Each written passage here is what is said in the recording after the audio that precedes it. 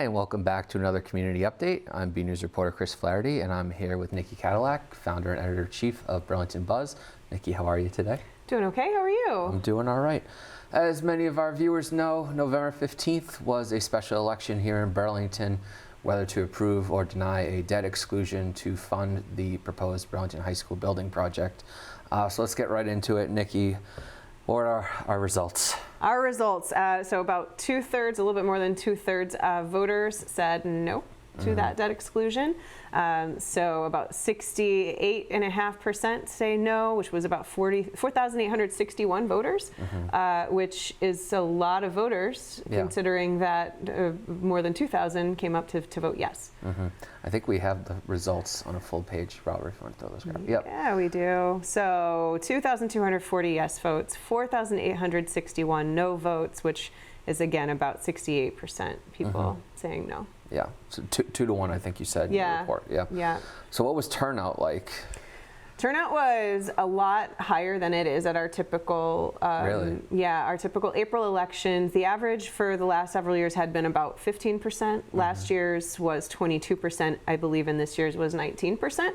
So this turnout was in the 30s. I think it was about 36%. 36.5% turnout. Yeah, which is you know, a considerable increase from that. It's about double, more than double what we have been typically getting. That's really good for a one ballot election opposed to our annual town election. Yeah. I don't even remember what our last town election percentage was. It was about 19% in April this year, yeah. All right. So I guess the big question is, what does this mean going forward for the high school project? Yeah, so there was a feasibility study that was approved by town meeting. It was a $1.5 million in funding for that feasibility study. And that money has run out now. So that feasibility study was to investigate the site, figure out what the options were to either build a new building, renovate the current building, or do some kind of combination of both.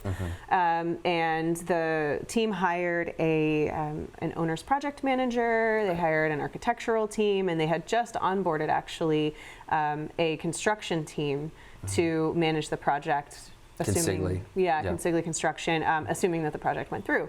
Since that didn't go through, my suspicion is that we're going to now sort of not have those professionals at our disposal anymore, and the team is really going to have to go back to the drawing board. The school committee and the school department is going to have to figure out, what their next steps are and what they could possibly bring forward that would be accepted by the community. Yeah, and so we don't retain I want to say Doran Whittier. Doran Whittier and Tepe Architects. Yeah, they go on to new projects and stuff. Although Doran Whittier is still working with us on Fox Hill. Yes. Different project team, but yes. Okay. Yeah, and they have obviously a schedule to keep and other projects that they are working on, and so this just won't be one of them. All right. Well, as of this taping, the school committee will meet tomorrow night, so I'm sure we'll get an update then. Until then, Nicci, thank you for stopping by. Thanks very much for having me. Of course, and thank you all for watching.